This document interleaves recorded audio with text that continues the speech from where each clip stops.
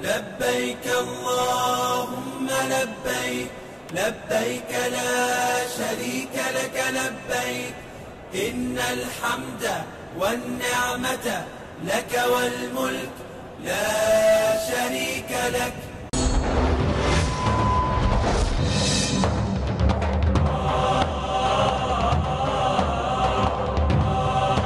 পুরুষদের শাড়ির পেছনের দিকের ৩ নম্বর বাইক থেকে পরবর্তী প্রশ্ন।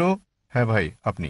শুভ সন্ধ্যা, আমি ডক্টর মাথু এবং creation.com এর সঙ্গে জড়িত, যা ক্রিয়েশন মিনিস্ট্রিজ ইন্টারন্যাশনালের অংশবিশেষ। একজন চিকিৎসক হিসেবে আমি এখানে এসেছি কারণ আমি শান্তিপ্রিয় এবং যেমন আপনি বলেছেন ভেতরে বাইরে শান্তি। এখন ব্যক্তিগতভাবে যখনই আমি এবং অন্যান্য লাখ লাখ মানুষ পাপবোধ ও এর জন্য অনুতাপের পর বুঝেছি যীশু খ্রিস্ট নিষ্পাপ ব্যক্তি আমার পাপের প্রায়শ্চিত্ত করে গেছেন। তিনি ক্রুশে করে আমার লজ্জা ও অপরাধ নিয়ে গেছেন এবং আমার জন্য জীবন দিয়ে গেছেন। আর সে কারণেই আমার মনে শান্তি আছে এবং এই শান্তি এমন কিছু যা সমঝোতা এনে দেয়। আমি জানতে চাই, আপনি কি আমার এই শান্তি হরণ করতে চান? এমন এক শান্তি যা সমঝোতা আনে, পারবেন এর জবাব দিতে? ধন্যবাদ। ভাই একটা সুন্দর প্রশ্ন করলেন। তিনি ডক্টর ম্যাথু, তার একটা ওয়েবসাইট এবং সংস্থা রয়েছে নাম ক্রিয়েশন। তিনি বললেন যে তিনি শান্তি খুঁজে পেয়েছেন, শান্তি লাভের জন্য এখানে এসেছেন। বললেন যীশু খ্রিস্টের মধ্যে শান্তি খুঁজে পেয়েছেন, তার পাপের জন্য তিনি ক্রুশবিদ্ধ হয়ে মারা গেছেন। তিনি ক্রুশবিদ্ধ হয়ে মারা গেছেন, তাই তিনি আমাকে প্রশ্ন করছেন আমি কি আপনার শান্তি হরণ করতে পছন্দ করি? ভাই আমি কখনো আপনার শান্তি নষ্ট করতে চাই না। আমি আপনার মিথ্যে শান্তি নষ্ট করতে চাই এবং আপনাকে সত্যিকারের শান্তি দিতে চাই। আমি যীশু খ্রিস্টকে তার উপর শান্তি বর্ষিত হোক ভালোবাসি, তাকে শ্রদ্ধা করি এবং সম্মান করি। আমি জানতে চাই আপনিও কি যীশু খ্রিস্টকে ভালোবাসেন কি না। আপনার কাছে আমার একটা প্রশ্ন। জি। আপনি কি একমত? হ্যাঁ। বিশ্বাস করেন যীশু খ্রিস্ট ঈশ্বর? হ্যাঁ। ঠিক আছে ভাই, এবার হয় আপনি সত্যিকারের শান্তি নিন, নয় আমি আপনার শান্তি গ্রহণ করি। ঠিক আছে। যদি আপনার শান্তি প্রকৃত শান্তি হয়, আমি আমার শান্তি ছেড়ে দিয়ে আপনার সঙ্গে যোগ দেব। ঠিক আছে। এখন আমাকে বললেন যীশু খ্রিস্ট তার উপর শান্তি বর্ষিত হোক ঈশ্বর। আমি চ্যালেঞ্জ করছি আপনাকে, পারলে বাইবেলের এমন একটা অনুচ্ছেদ দেখান, স্পষ্ট করে বলা একটা অনুচ্ছেদ দেখান, একটা দ্ব্যর্থহীন ভাবে বলা অনুচ্ছেদ দেখান, যেখানে যীশু খ্রিস্ট তার উপর শান্তি বর্ষিত হোক নিজে বলেছেন যে আমি ঈশ্বর অথবা আমার উপাসনা করো, তাহলে আমি খ্রিস্টান ধর্ম গ্রহণ করতে রাজি আছি। আপনি বললেন যীশু হলেন ঈশ্বর। মুসলিমদের যতটা সংশ্লিষ্টতা রয়েছে তাতে ইসলাম ধর্ম হচ্ছে একমাত্র খ্রিস্টান ধর্ম বিশ্বাস যাতে যীশু খ্রিস্টকে তার উপর শান্তি বর্ষিত হোক বিশ্বাস করতে বলা হয়েছে। কোন মুসলিমই মুসলিম হতে পারবে না যদি সে যীশু খ্রিস্টকে বিশ্বাস না করে। আমরা বিশ্বাস করি যে তিনি সর্বশক্তিমান ঈশ্বরের অন্যতম সেরা পয়গম্বর ছিলেন। আমরা বিশ্বাস করি যে তিনি মসীহ ছিলেন, মানে খ্রিস্ট ছিলেন। আমরা বিশ্বাস করি তিনি জন্ম নিয়েছিলেন অলৌকিকভাবে, কোনো পুরুষের সংস্রব ছাড়াই, যা অনেক আধুনিক খ্রিস্টানে বিশ্বাস করে না। আমরা বিশ্বাস করি যে তিনি ঈশ্বরের অনুমতিক্রমে মৃতকে জীবন দান করেছিলেন। আমরা বিশ্বাস করি যে তিনি ঈশ্বরের অনুমতিতে জন্মান্তর কুষ্ঠরোগীদের সুস্থ করেছিলেন। মুসলিম আর খ্রিস্টানরা এখানে একসঙ্গে চলছি, কিন্তু পার্থক্য আছে। যেমনটা আপনি বললেন যে বেশিরভাগ খ্রিস্টান বিশ্বাস করেন যে যীশু খ্রিস্ট নিজেকে ঈশ্বর দাবি করেছেন। পরিষ্কার করে বলা এমন একটিও উক্তি নেই সম্পূর্ণ বাইবেলে যেখানে যীশু খ্রিস্ট নিজেকে বলেছেন যে আমি ঈশ্বর কিংবা আমার উপাসনা করো। যদি এরকম উক্তি দেখাতে পারেন, আমি খ্রিস্ট ধর্ম গ্রহণ করতে প্রস্তুত। যদি তিনি না বলে থাকেন, তাহলে কেন আপনারা বিশ্বাস করেন তিনি ঈশ্বর? আর কোথায় যীশু খ্রিস্ট নিজে বলেছেন যে আপনাদের পাপ নিয়ে তিনি ক্রুশবিদ্ধ হয়ে মারা গেছেন? এই শিক্ষাটা হচ্ছে পলের।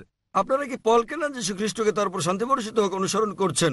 বাইবেলের কোথাও নেই। তাই আমার প্রশ্ন হচ্ছে, যখন যীশু খ্রিস্ট কখনো বলেননি যে তিনি ঈশ্বর, তাকে ভালোবাসবেন, আপনাদের সম্মান করা উচিত। তিনি বলেন, যখন তাকে জিজ্ঞাসা করা হলো, যা ছিল প্রথম উপদেশ, সেটা উল্লেখ আছে গসপেল অব মার্ক অধ্যায় নম্বর 12 অনুচ্ছেদ নম্বর 29। তিনি বলেন, শোনো হে ইসরায়েলগণ, আমাদের প্রভু ঈশ্বর হলেন এক ঈশ্বর। তিনি পূর্বসূরি মুসা আলাইহিস সালামের বাণীর আক্ষরিক পুনরাবৃত্তি করেন। তাই আমি আপনাকে বলছি, যদি আপনি যীশু খ্রিস্টের বাণীগুলো জেনে থাকেন, যদি আপনি বলেন যে খ্রিস্টান সেই ব্যক্তি যে যীশু খ্রিস্ট বা ঈসা আলাইহিস সালামের উপদেশ অনুসরণ করে, যেমন উল্লেখ রয়েছে বুক অফ এফিসিয়েন্স অধ্যায় নম্বর 5 অনুচ্ছেদ নম্বর 18, যে মদ পান করো না। এটা আরো উল্লেখ আছে বুক অফ প্রভাবস অধ্যায় নম্বর 20 অনুচ্ছেদ নম্বর 1। মদ হচ্ছে ব্যঙ্গকারী, প্রতারিতরা এটা গ্রহণ করে। আমরা মুসলিমরা মদ পান করি না, কিন্তু অনেক খ্রিস্টানই পান করে। এছাড়াও আমরা মুসলিমরা শুকরের মাংস খাই না, যেমন বাইবেলে উল্লেখ আছে বুক অব লেভিটিকাস অধ্যায় নম্বর 11 অনুচ্ছেদ 7 ও 8, বুক অব ডিউটোনমি অধ্যায় 14 অনুচ্ছেদ নম্বর 8, বুক অব আইজায়া অধ্যায় নম্বর 65 অনুচ্ছেদ 2 থেকে 5। তোমরা শুকরের মাংস খাবে না। আমরা মুসলিমরা শুকরের মাংস খাই না, কিন্তু খ্রিস্টানদের বেশিরভাগই খাই। যীশু খ্রিস্টকে তার উপর শান্তি বর্ষিত হোক তার জন্মের 8ম দিনে খতনা করা হয়েছিল। এটা আছে গসপেল অব লুক অধ্যায় নম্বর 2 অনুচ্ছেদ নম্বর 21। আমরা মুসলিমরা খতনা করি, কিন্তু বেশিরভাগ খ্রিস্টানই তা করে না। যদি খ্রিস্টান মানে এটা হয় যে ব্যক্তি যীশু খ্রিস্ট সাল্লাল্লাহু সাল্লামের বাণী অনুসরণ করে, তাহলে আমি গর্বের সাথে বলি মুসলিমরা খ্রিস্টানদের চেয়ে অনেক ভালো খ্রিস্টান। তাহলে কোথায় আপনারা যীশু খ্রিস্টের উপদেশ মেনে চলেন আর বলেন যে আপনারা তার উপাসনা করেন? তো ভাই, বাইবেলের এমন একটা অনুচ্ছেদ আপনি উল্লেখ করেন যেখানে যীশুখ্রিস্ট তার নিজের মুখে দ্ব্যর্থহীন ভাষায় বলেছেন যে আমি ঈশ্বর কিংবা আমার উপাসনা করো। ডক্টর জাকির নায়েক, জি ভাই। আমার প্রশ্নটি ছিল শান্তির ওপর, এবং আমার সেই শান্তি রয়েছে। আমি কোনো কিছু প্রমাণ কিংবা আপনার সঙ্গে ভিন্নমত পোষণ করার জন্য কিছু মুখস্থ রাখতে কিংবা বলতে আসি। আমি যা বলতে চাই তা হচ্ছে শান্তি, যা আমার বিশ্বাস থেকে এসেছে। কারণ আমরা সবাই পাপী এবং আমাদের পাপ মোচনের জন্য ত্যাগ স্বীকার করা প্রয়োজন। তবে তা আমাদের কাজের মাধ্যমে নয়, বরং এটা বিশ্বাস করার মাধ্যমে যে ঠিক আছে, যীশু খ্রিস্ট আমার পাপের প্রায়শ্চিত্ত করে গেছে। ভালো, তাহলে আপনি একমত যে যীশু খ্রিস্ট সব মানুষের পাপ মোচন করে গেছেন। আপনি কি ব্যাপারে একমত? যারা তাকে বিশ্বাস করে। ঠিক আছে, তাহলে ধরুন আপনার মতো একজন খ্রিস্টান যে যীশু খ্রিস্টকে বিশ্বাস করে, সে আপনার স্ত্রীকে ধর্ষণ করলো, তাহলে কি সে স্বর্গে না নরকে যাবে? মাফ করবেন, যদি একজন খ্রিস্টান এসে আপনার স্ত্রীকে ধর্ষণ করে, যে বিশ্বাস করে যীশু খ্রিস্ট তার পাপের জন্য মারা গেছেন, তাতে যে পাপই করুক না কেন তার পাপ মোচন হয়ে গেছে। তো যীশু খ্রিস্ট যদি তার পাপের জন্য মারা গিয়ে থাকেন, এর অর্থ সব খ্রিস্টান পুরুষরা নারী ধর্ষণ করলে কোনো পাপ হবে না? কখনোই না। কেন কখনো নয়? আপনি তো বললেন, যদি আপনি বললেন ভাই, আপনি বললেন আপনার কর্ম আপনাকে স্বর্গে নেবে না, এটা আপনার বিশ্বাস। তাহলে যদি বিশ্বাস করেন যীশু খ্রিস্ট আপনার পাপের জন্য মারা গেছেন, যদি ধর্ষণ করেন, ডাকাতি করেন, যদি অন্য মানুষকে নির্যাতন করেন, তাহলে কি আপনি স্বর্গে যেতে পারবেন? সে খ্রিস্টানই নয় যদি সে এমন কাজ করে, সহজ ব্যাপার। তিনি তো যীশু খ্রিস্টকে বিশ্বাস করেন, এমন খ্রিস্টান অনেককে আমি চিনি। এর মানে এটা ভুল ধারণা। ঠিক আছে, বাইবেলে লেখা আছে এমনকি শয়তানরাও যীশু খ্রিস্টকে বিশ্বাস করে, কিন্তু তারা তাকে অনুসরণ করে না। ঠিক আছে, তারা অনুসরণ করে না। আপনি কি যীশু খ্রিস্ট সাল্লাল্লাহু অনুসরণ করেন? আপনার কি খতনা করানো হয়েছে? তাহলে না, আমাকে খতনা করানো হয়নি। কেন আপনি যীশু খ্রিস্টকে অনুসরণ করেন না? যীশু খ্রিস্টকে 8ম দিনে খতনা করানো হয়েছিল। আপনি একজন ডক্টর, ঠিক? আপনি জানেন খতনা স্বাস্থ্যগত দিক দিয়ে কত উপকারী। তাহলে কেন আপনি? তো এখন আপনি করতে পারেন, কোনো সমস্যা নেই। অবশ্যই আপনি চাইলে সাহায্য করবো আমি। 1 নম্বর পয়েন্ট। 2 নম্বরটা হচ্ছে, আপনি কি শুকরের মাংস খান ভাই? না। কেন আপনি শুকরের মাংস খান না?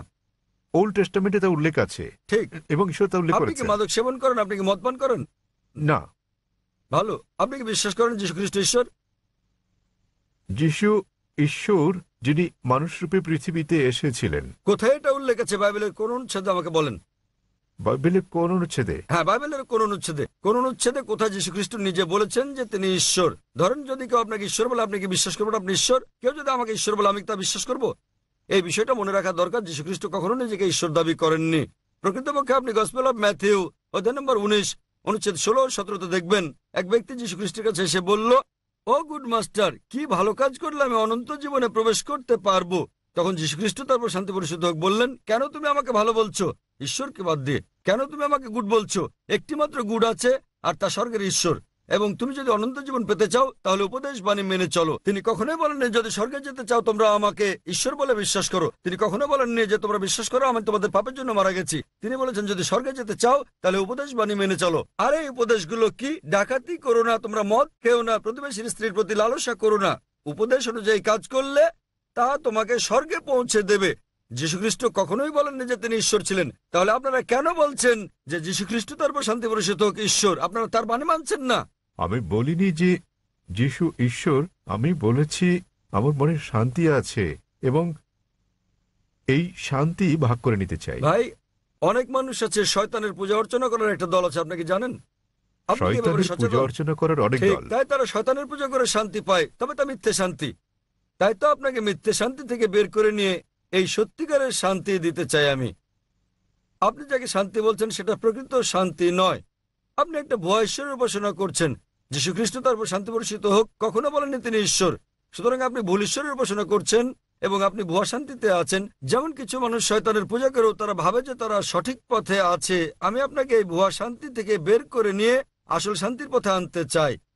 কারণ আমি নিজেকে একজন খাঁটি খ্রিস্টান ভাবি। যদি খ্রিস্টান মানে এমন ব্যক্তি হয় যিনি যীশু খ্রিস্ট বা ঈসা আলাইহিস সালামের বাণী মেনে চলেন, তাহলে আমি খ্রিস্টানদের চেয়ে বড় খ্রিস্টান। আপনি কি জানেন যীশু খ্রিস্ট তারপর শান্তি বর্ষিত হোক বলেন, গসপেল অফ জন অধ্যায় নম্বর 16 অনুচ্ছেদ 12 থেকে 14, তোমাদেরকে আমার অনেক কিছু বলার আছে, কিন্তু তোমরা এখন তা সহ্য করতে পারবে না। যখন সত্যের আত্মা আসবেন, তিনি তোমাদের সত্যের দিকে নিয়ে যাবেন। তিনি তোমাদেরকে ভবিষ্যতের নিদর্শন দেখাবেন, আমাকে গৌরবান্বিত করবেন। যীশু খ্রিস্টের পর কোন নবী ঈসা আলাইহিস সালামকে যীশু খ্রিস্টকে গৌরবান্বিত করেছেন? তিনি নবী মুহাম্মদ সাল্লাল্লাহু আলাইহি সাল্লাম। তাহলে নবী মুহাম্মদের আগমনের পূর্বাভাস, ভবিষ্যৎবাণী রয়েছে বাইবেলে। এমন অনেক উদ্ধৃতি রয়েছে। আপনার কাছে প্রশ্ন, কেন যীশু খ্রিস্ট বা ঈসা আলাইহিস সালামের নির্দেশগুলো মানেন না এবং কেন নবী মুহাম্মদ সাল্লাল্লাহু সাল্লামকে অনুসরণ করেন না?